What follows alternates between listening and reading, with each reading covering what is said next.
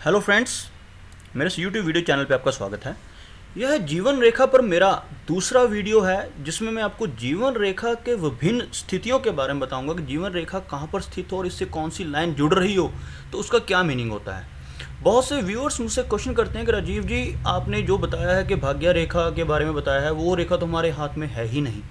तो उनके लिए मैं ये बताना चाहूँगा यहाँ पे कि अगर भाग्य रेखा हाथ में नहीं है तो चिंता ना करें, जीवन रेखा से भी भाग्य का पता चलता है और जीवन रेखा विभिन्न स्थानों पर हमें बहुत भाग्यशाली बनाती है। इस वीडियो में वही चीज़ मैं बताऊंगा और आप साथ में आपको ड्रॉ करके दिखाऊंगा। सबसे पहले जीवन रेखा को ड्रॉ करते हैं। जीवन रेखा होती कहाँ पर है, बताना चाहूँगा कि जीवन रेखा नॉर्मली इस स्थान पे चलकर नीचे मणिबद्ध की तरफ आती है। आपने मेरे और वीडियोस में भी देखा होगा, मैं पहले ही बता चुका हूँ। और ये वाला जो एरिया होता है इसको शुक्र पर्वत का एरिया कहते हैं। जीवन रेखा बहुत हद तक भाग्य को प्रभावित करती है और जीवन रेखा दूसरी रेखाओं पर भी अपना प्रभाव डालती है। यदि सभी रेखाओं का आरंभ जीवन रेखा से हो तो व्यक्ति के लाभ और उपलब्धि को बढ़ाता है।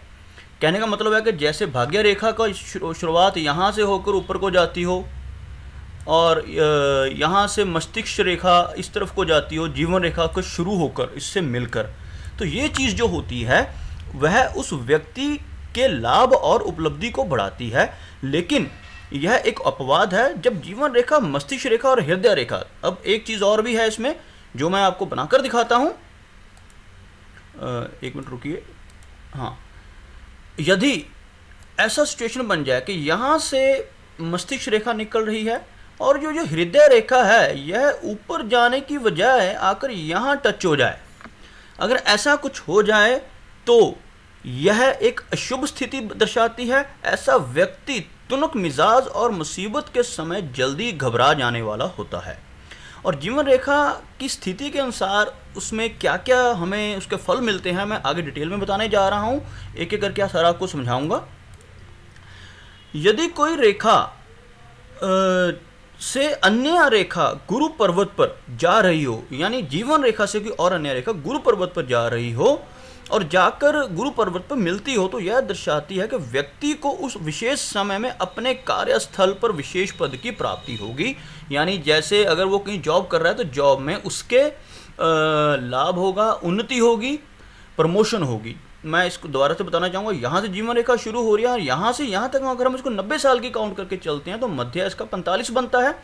मान लीजिए कि यहाँ से कोई रेखा ऐसे छोटी पतली लाइन निकल के गुरु पर जा रही है तो उस व्यक्ति को 35 की उम्र में एक पदोन्नति मिलेगी, यानी कि प्रमोशन मिलेगी। अगर यह लाइन थोड़ी और नीचे से निकल के जा रही है, यहाँ से निकलकर कोई गुरु पे जा रही है, तो ऐसे समय व्यक्ति को 45 की उम्र में जाके प्रमोशन मिलेगी।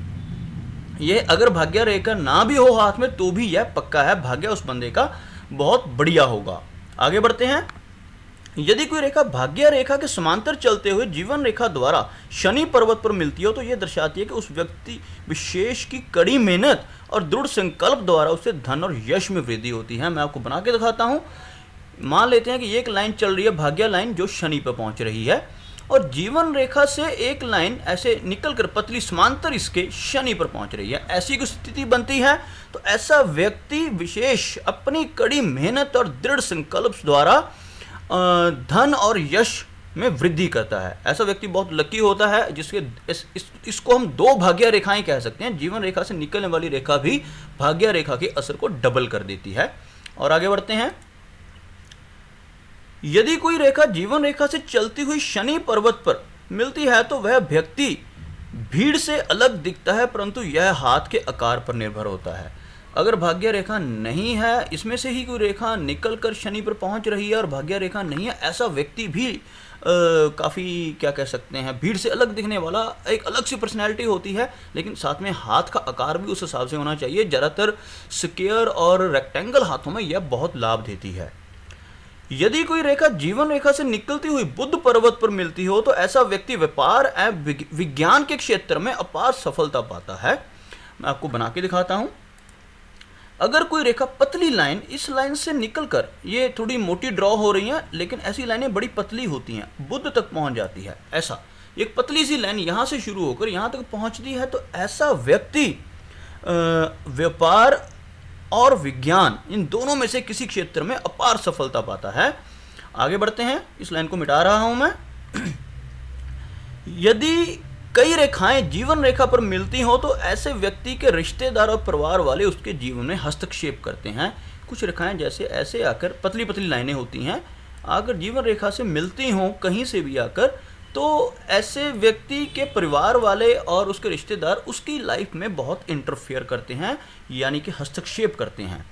आगे बढ़ते हैं, इन लाइनों को मिटा देता हूँ एक बार। यदि ये रेखाएं जीवन रेखा पर मिलती हों और भाग्य रेखा को काटती हैं, तब व्यक्ति को व्यक्तिगत और व्यावसायिक जीवन में प्रतिद्वंदियों का सामना करना पड़ता है, और यह तब जब उसका भाग्य उसे शुभ परिणाम देने वाला होता है। एक भाग्य रेखा द्वारा ड्रॉ करता हूं, यह है लक लाइन, और कोई लाइन आकर यहां से इसको काट कर जीवन रेखा को टच कर रही है। ये जो लाइन काट कर टच कर रही है, ऐसा यह उसका भाग्य जो चमकने वाला था, उसी वक्त किसी कॉम्पिटिटर ने, प्रतिद्वंदी ने उसकी लाइफ में एंट्री मारी और उसका जो चमक रहा भाग्य था उसके अंदर इंटरफेरेंस शुरू हो जाती है। ऐसे हम एज को काउंट करते हैं, यहाँ तक मिडिल में 45 है, तो ये यहाँ बन जाएगा 35 साल की उम्र में उस व्यक्ति को अपने किसी कॉम्पिटिटर के कारण कुछ प्रॉब्लम होगी। अब बात करते हैं स्त्रियों के हाथ की। उनका अगर इंडिपेंडेंट लेडी है तो राइट हैंड देखेंगे, अगर कोई डिपेंडेंट लेडी है यानी अपने पेरेंट्स पे डिपेंडेंट या हस्बैंड पे हाउसवाइफ है, तो उनका लेफ्ट हैंड देखा जाता है। यदि किसी स्त्री के हाथ से महीन रेखा जीवन रेखा के समांतर चलती है तो उसके जीवन में सभ्य और सुशील पुरुष आता है जो उस स्त्री को आकर्षित करता है। मैं एक लाइन ड्रॉ करके बता रहा हूं आपको।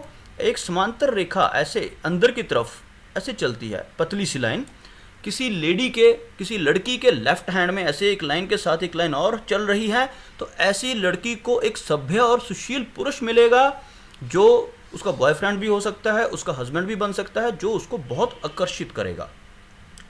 यदि किसी स्त्री के हाथ में महीन रेखा जीवन रेखा के समांतर चलती है, तो यह मैं आपको बता चुका हूं। आगे बढ़ते हैं। यदि जीवन रेखा और मस्तिष्क रेखा के बीच में कुछ अंतर हो, मैं बनाकर दिखाता हूं आपको। यह जीवन रेखा है और मस्तिष्क रेखा इसके साथ शुरू होने की बजाय थोड़ी सी ऊपर से शुरू हो रही है, ऐसे चल रही है।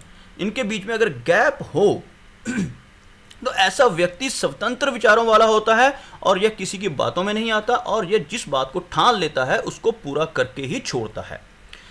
यदि किसी व्यक्ति के हाथ में जीवन रेखा पर एक क्रॉस हो तो उसे संकट, समस्या और मायूसी का सामना करना पड़ता है।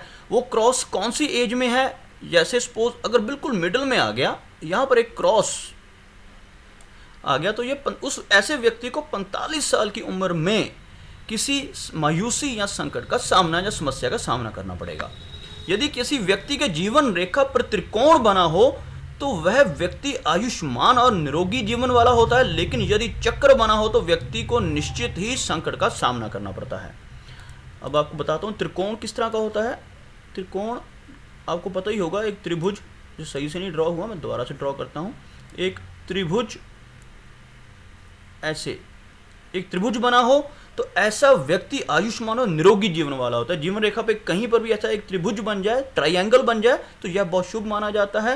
लेकिन यदि चक्कर बना हो तो व्यक्ति निश्चित संकट का सामना करना पड़ता है। जिस जगह पर लाइफ में एक चक्कर बना होगा, राउंड बना होगा, उस लाइफ के पीरियड में उस व्यक्ति को संकट का सामना करना पड़ेगा।